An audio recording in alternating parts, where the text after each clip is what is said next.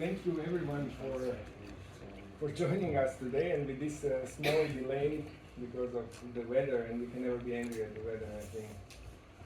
So we have today Agostino Nickl. He's a researcher at ETH as the Chair for Digital Architectonics. He's my colleague there as well. So as I know what Agostino is doing, he's trying to, in a way, play with this kind of funny term of the metaverse. Yeah? So what is the metaverse, how to think of the metaverse, how to take out the metaverse out of its kind of cliche, right? How to play with the idea of the virtual, what is virtual space, the dimensionality of the virtual space, what matters, what is matter, what is not matter, these kind of questions, and then how do we relate all of this towards the idea of architecture, towards the idea of space. He works a lot with text as well, and I think this will be a kind of a funny journey that explore all of these kind of topics and notions. So thank you for joining us, and the floor is yours. Thank you, Miro, for the introduction. I think you already said many the most important things already, so it's hard to follow up. You might remember me. I was a guest critic also a couple of weeks ago with you, saw some of your work, so I'm very excited to come back to see what has happened so far as the semester progressed. To those who don't know me, I think Miro gave me a great introduction about who I am and what my role is. I'm very excited to show you a mix of some past work as well as some current work today. I will mostly talk about the outline of my PhD work, which is what I worked on mainly over the last year. And what it's trying to do is to adopt an architectonic research method that makes both use of code as well as machine learning in order to conduct research. Normally we know that research can be conducted from a historical point of view, from a sociological point of view, in architecture, and what I'm trying to do, and I think what also the chair is trying to do, is to think what other kind of formats can we invent to hold architectural research. And I hope that you think, I think this could be interesting for you as architecture students, because you're working on a theory part probably as well, alongside as your design. You might be thinking maybe in the future of doing a PhD yourself. But even if you're just a bit interested in computation and theory and design, I think this is kind of interesting because it shows how design and theory don't need to be things that are completely disconnected, but can really work hand in hand, propping each other up in different ways. And since my undergraduate that I did in Hanover in Germany, I was always very excited in finding new approaches that kind of take into account changes in popular culture and in technology, and to think what they might do out of architecture. And so when I was given the opportunity to pursue my master's at the Bartlett School of Architecture, I then became very interested in this relationship between video games and then the serious reality kind of out there. And to explore this, one of my first projects was to use The Sims as an algorithmic testbed to explore and play out what kind of lifestyles might work in suburbia, and what would make Sims the happiest in their setup. Because my site was this boomburb in the outside of Chicago, and it was very much based on this kind of suburban method of individual consumption and being completely isolated from everything else.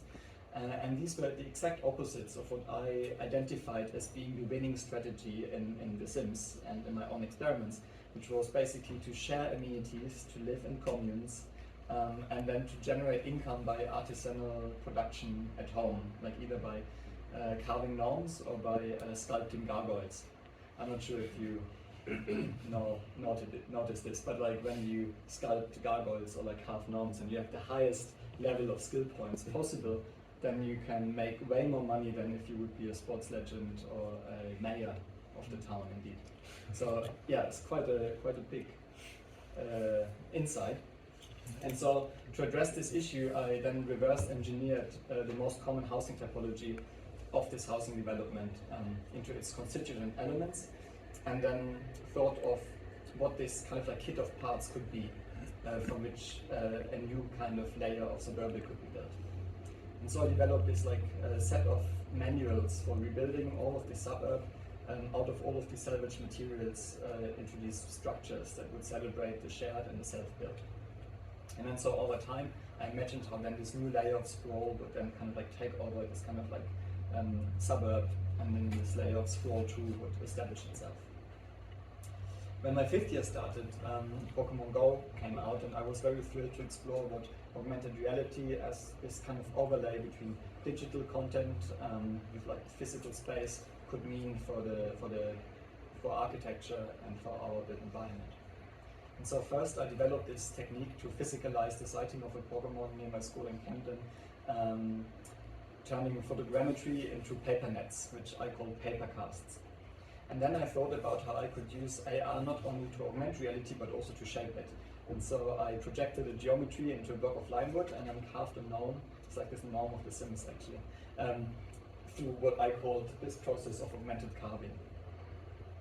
And then finally I tested the scale in which augmented building instructions could work, by really pushing it to room scale and play augmented reality instructions on my phone. When it came to developing my building program, I found this allotment islands in Hamburg, which was threatened by redevelopment.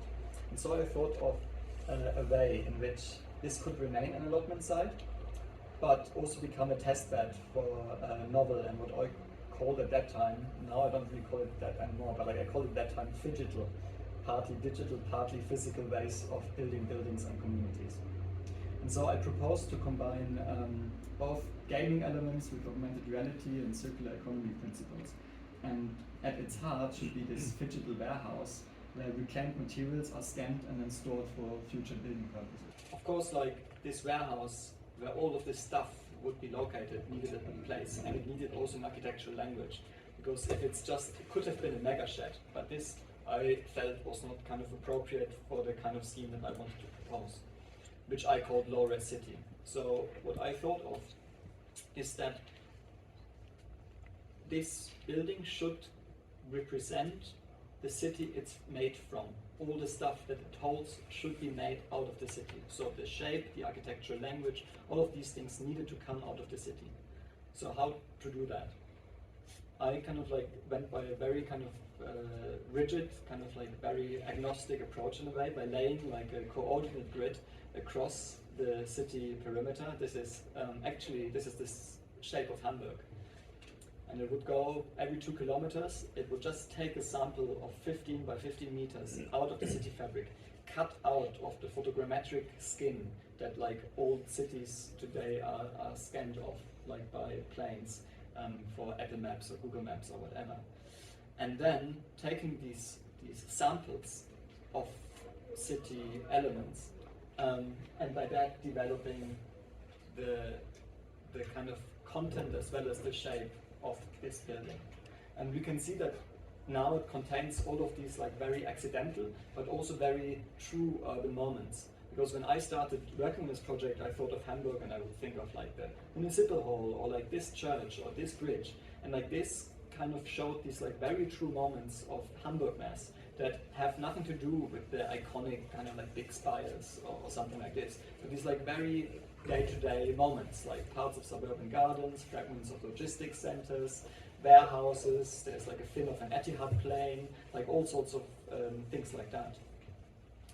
And of course, like bits of Autobahn, bits of a Karstadt, what else? This is part of an iron ore facility, and lots of trees, as you can see. And so the result of this model that I made, which was like a physical model because I wanted to learn how to use digital fabrication techniques in the process. So the result of this like 1 to 200 model was a model of the building in 1 to 200, but at the same time the actual building would be a 1 to 200 model of the city, but not as a continuous kind of like scaled down version of the city, but containing these 1-to-1 fragments. And so the rationale behind that is that like if the people building this building would learn how to build all of these elements of city, they become master builders in building city. And so the whole kind of scheme kind of like was resting on this idea of the building as a compression of something that's way more complex, and at the same time kind of prototype and test rig to play and learn. And of course, like in the process of making this model, it also kind of like really challenged my ideas of what Hamburg was as a city. And after my graduation, I was working for several years as experience designer at Arup Digital Studio. And then, in the meantime, I was working as tutor for architectural theory and architectural design and landscape design at the Bartlett and at Bartlett School of Architecture. And then in 2022, I was given this like amazing opportunity to come to Zurich and then to focus on my PhD research, which I'm going to talk to you about now. So my proposal is called Meta to Meta, and it aims at exploring how to think of the metaverse differently, and how we as architects might engage with the term in a more meaningful way beyond the remit of like 3D applications or entertainment or other things that might be shown to us in commercial narratives. And I think that like over the last decades already we could see this like crazy acceleration in digital technology. So graphics became more realistic and mobile networks became much faster. The hardware got very small and very close to us as users. And at the same time, the interfaces that we're using day to day got super slick, and services that they offer super seamless and very embedded in our day-to-day lives. And so, as a result, the physical and the digital realms, they kind of seem to converge, and they affect each other in a myriad of ways. But this condition is not exactly new, and it was called many different names before it was called the metaverse as we know it today. So some of these names, they remain for a long time unnoticed, and others make a career as buzzwords, and then often they're being coined by sci-fi writers and then being picked up by technology scholars, and then later on being picked up again by CEOs or investors. And so some of these terms include spatial computing, ambient computing, the AR cloud, the mirror world, the magicverse, the metaverse. One thing that like can be said quite confidently is that like if the metaverse had a color, it would be dark purple, and this cannot really come as a surprise to us because it is very much based on the kind of like cyberpunkian literature world from the early 1990s. It was first coined by E.T. Stevenson in 1992, I think, in a novel called Snow Crash.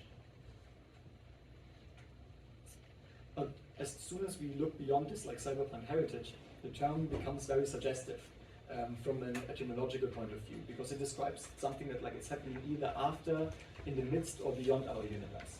And I think that it can serve as a really cool entry point, not to discuss Meta's metaverse, but to discuss this sensation of physical and digital realms converging, which I called phygital in my master's, in the lack of a better word.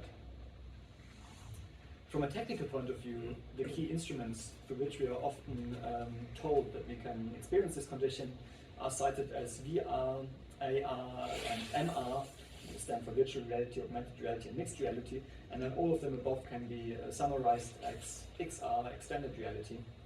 And then AI is often cited as being the invisible backbone of all of this. But here I think we encounter like a very interesting paradox, because on one hand XR kind of like allows us to unleash the kind of power of computer graphics that before was completely contained in like two-dimensional screens into the three-dimensional world that is shared with us and our bodies. And at the other hand, we have AI, which continues in spaces that we are completely blind to, because they are working in n-dimensional spaces that, and we can already struggle in like imagining something beyond a three-dimensional space.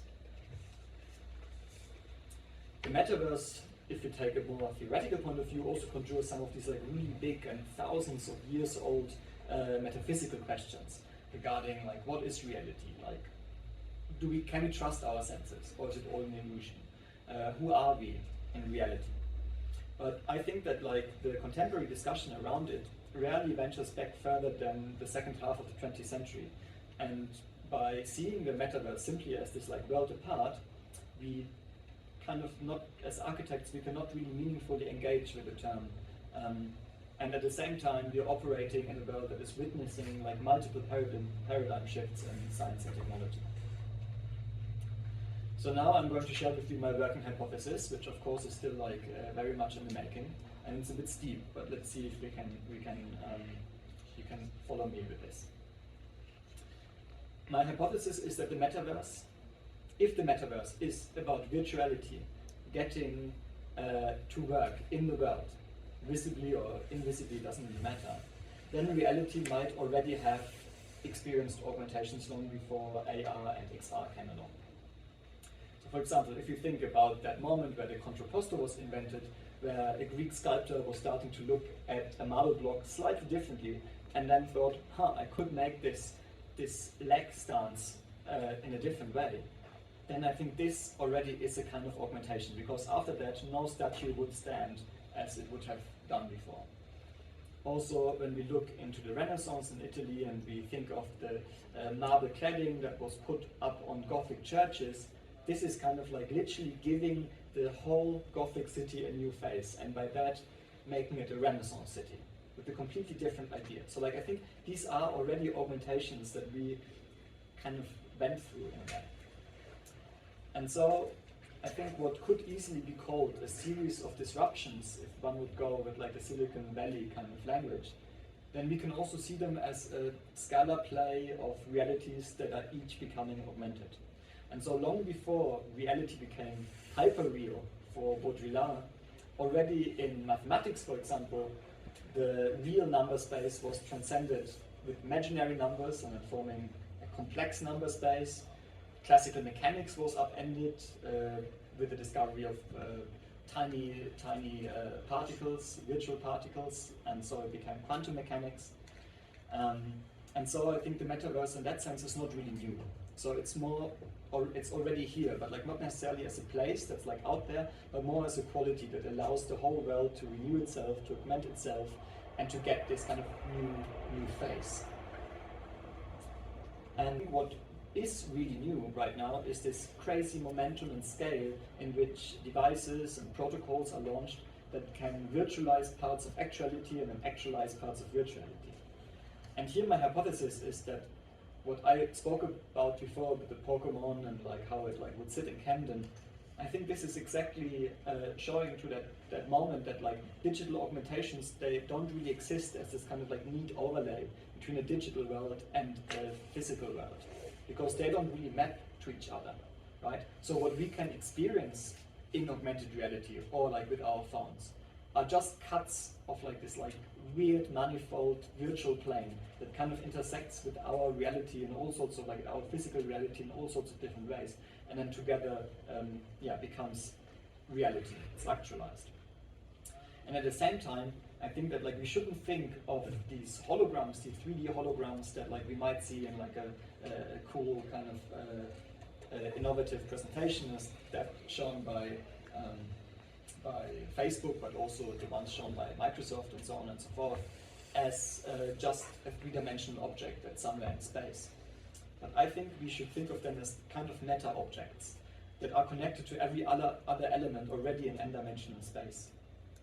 And if we take this further, then it's not just these digital holograms that are these meta-objects, but also all the cups and tables and bottles and things that like we have all around us. They also start to be shared with all other cups and bottles and tables in the world. They are also meta-objects. So to probe a bit into these deep hypotheses, because you cannot really just say these things and not do anything about them, I formulated 3 initial objectives, and these are not research questions, which is quite important, I'll get back to that, and then conducted a series of initial experiments. So in my first experiment, I wanted to both learn a bit about the metaverse and the machine learning methods that were developed also at our Chair of Digital Architectonics. And here, the very specific place takes a machine learning algorithm called the self-organizing map, which is a very versatile, unsupervised learning algorithm.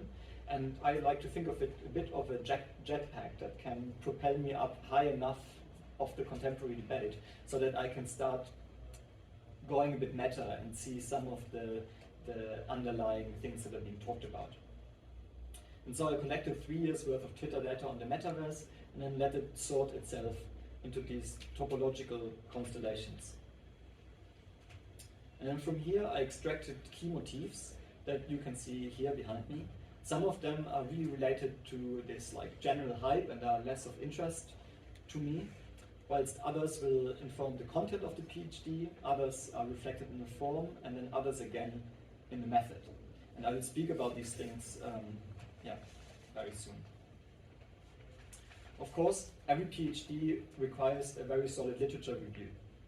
However, it seemed strange to me at that moment to write about the metaverse without using some of the methods that I learned so far. And so I started collecting all scientific texts that were typed under metaverse and that I could find.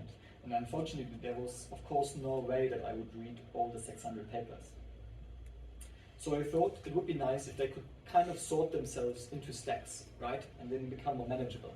So instead of having 600 papers, I would have 100 papers, each of them standing for a stack of papers that is kind of related to them, right? A representative. So this kind of like, we know how to do with like a SOM, but like it would still result in 100 papers to read, which are a lot of papers. So one can now like probe also a bit more into these things through coding, right? So like I can, for example, look into the most common words in each of these cells, and this would give me like a good idea of what's being talked about.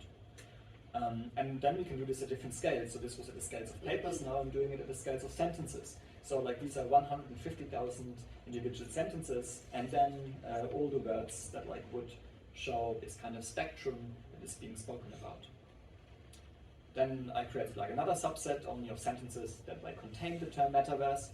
But like all of these things, I thought they were not as helpful to me as I wanted them to be. Because I wanted to find a way that I can really get close to the sentences. I really wanted to read the sentences that like somebody has written. And so I thought of this like other method, because in the end I want to write a linear text as well. So like, wouldn't it be cool if I could read what this song is telling me? And so I had this idea of a one-dimensional song, which you can see here at the bottom. And it kind of serves as a semi-automatic literature reviewer. And this is kind of like what it would look like as a strip. And this model attempts to sequentially represent the spectrality of the corpus at a user-defined resolution. So I can say, oh, I want it in 16 cells, or I want it in 64 cells, or 128, or every other number. And so in that resolution, this network is trying to sort sentences into these buckets or into these pixels. And by that, I get kind of like almost this rainbow of text sentiment at the resolution that I think is appropriate. And so like then for each cell, a number of sentences was chosen. And then, I ranked these sentences in a very specific way using a vectorization method that I might speak a bit about later. But I also looked at like the common keywords in each cell, and the combination of it's called the TF-IDF score, and how many keywords are in each cell, then formed representative sentences for each of these buckets that I could then read. And this is kind of what is happening in code. That these sentences are extracted into this notebook format, and then you can see how it sequentially transverses this self-organizing map and then fills up sentence by sentence. And it becomes this kind of like gradual textual journey that might start like something about the metaverse is about the virtual and the physical world, and later on it might speak about the metaverse is about the virtual world and it has to do with like IoT things, and then it will speak about Internet of Things, and then it will speak from Internet of Things, it will start speaking about Internet of Things and blockchain technology, and then from blockchain it will go from blockchain technology and NFTs, and from NFTs it will go to Second Life, and so on and so forth. So like it becomes this kind of journey that like has not really a beginning or an end, but it just is this kind of like rainbow that one is traveling through text. And so using this journey, I then developed these two notebooks that then formed based on different kind of sentences. And what I thought was very important is that these are not automatic.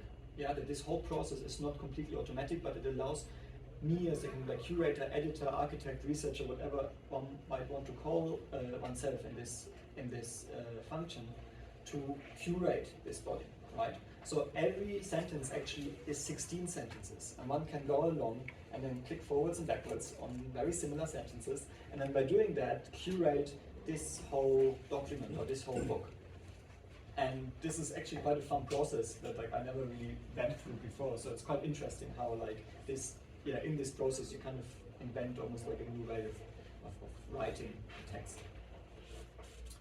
And then after working through the whole document, the whole thing can be exported as a PDF. And now I have 2 edited books that have all appropriate APA-style referencing at the end. So it's very easy to then take this further and then to write my literature review that of course is written with my own voice and with my own words, but like has this as like a very like helpful basis. But already this kind of literature review, which in one sense is a bit DIY, right? It was made it super easy to write a super dense, super well referenced literature review. And I think that like what I spoke about in the beginning, I think became clearer and clearer as I was reading and researching all of these sentences, because it shows that like there was this like massive shift in what was called the metaverse. Metaverse earlier on in an early academic literature was very much about this like world apart, right, where you can explore different identities, where you are not bound to certain rules, so you can make your own rules and so on and so forth. And then in the more recent literature, the metaverse is way more often referred to as this convergence, right? It's connecting, twinning, superimposing, linking, overlaying worlds with each other. And so it's really much about not a new ultimate universe, but it's really much about the universe that we are living in, what this metaverse discussion is in the last 1 or 2 years.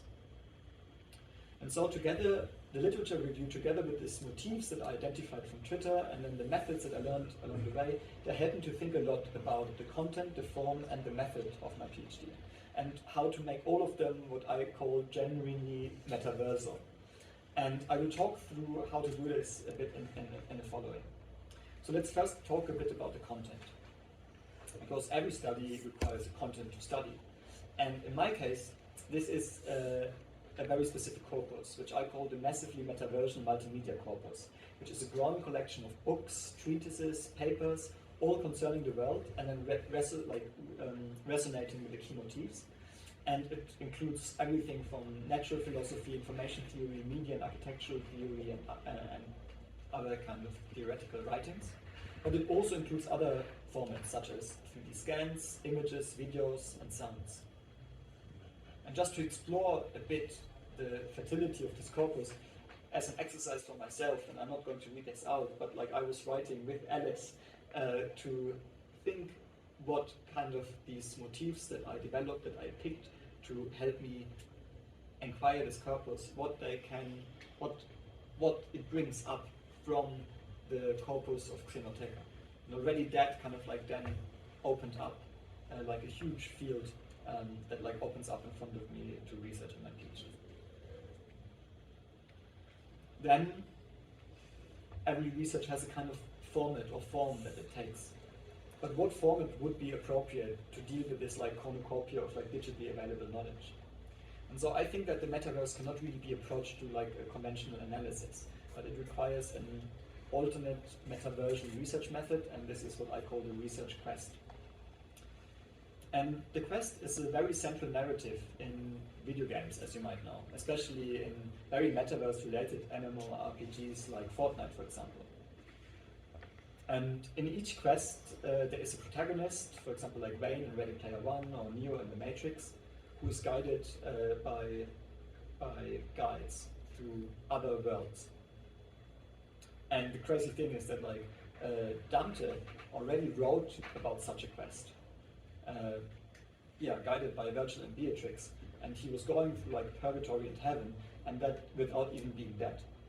And I think that this quest, which comes from like Latin quiro, the pursuit or the act of seeking, is like very key in like approaching this PhD. And we can look a bit at this in detail.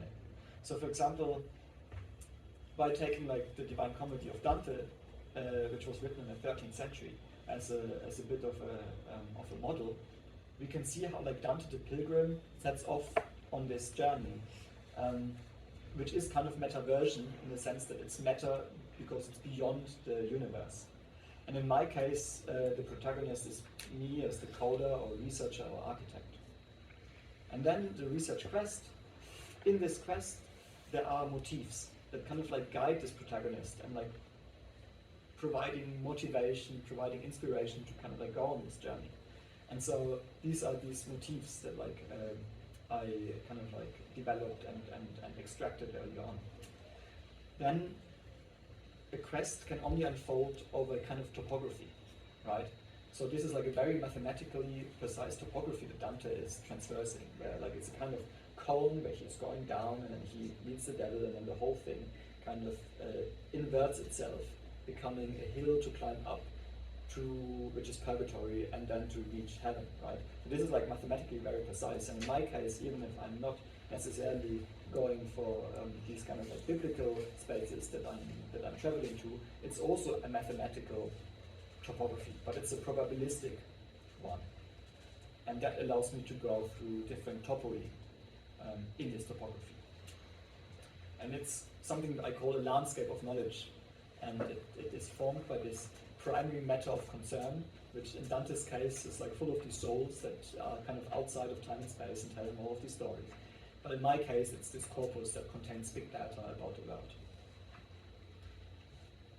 And then the whole journey of Dante would not be possible if it wouldn't be for these guides that I mentioned earlier, because it's such a scary place that like if you're there by yourself, you wouldn't know where to go, you wouldn't know what to seek, you wouldn't know what to look at. So you need kind of guides that know the section of the topography well in order to guide you through it. And these guide characters, they might ring a bell to most people who played video games at some point, because they are also found not just in literature but also in video games as NPCs or non-player characters. They are kind of all the characters that you might encounter that might give you like a magic sword, or they might give you an indication, or they might tell you, speak to this wizard, right? So these kind of moments, they're characters, they're NPCs. And so I need these kind of similar guides, as well as like, for example, like Neo had Oracle in the Matrix, and Wayne has Anorak in Ready Player One. So thinking of these guides along these lines. And then of course, this only works because there's time unfolding, a journey unfolding. And so this is the last ingredient for this quest.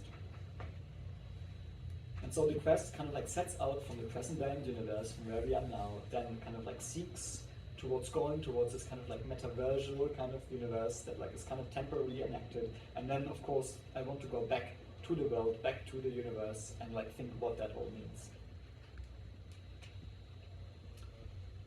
And then lastly, I want to speak about the method of how to bring these things together. And I think this is where really like method is really much about architecture, right? It's about joining things, about bringing things together that otherwise would maybe never come across and would not really work, right? So I think that this is also meta because it's in the midst of things, this method.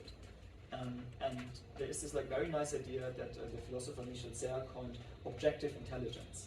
That like there is a kind of intelligence that is objective, it kind of like belongs to the world.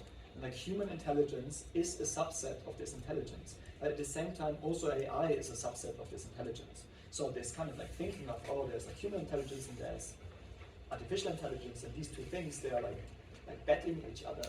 This is kind of like softened a lot when one takes such an approach. Because then suddenly we can see, oh, AI is another way of tapping into an intelligence that might not belong to me as Agostino or to all of us as humanity, but might belong to the world to itself. And here again, I think it makes a lot of sense to play with AI, to think of AI and machine learning as methods, as appropriate methods to guide me through this experience. And then there's another philosopher that I like a lot and that I might speak a bit about later as well if we have a bit of time.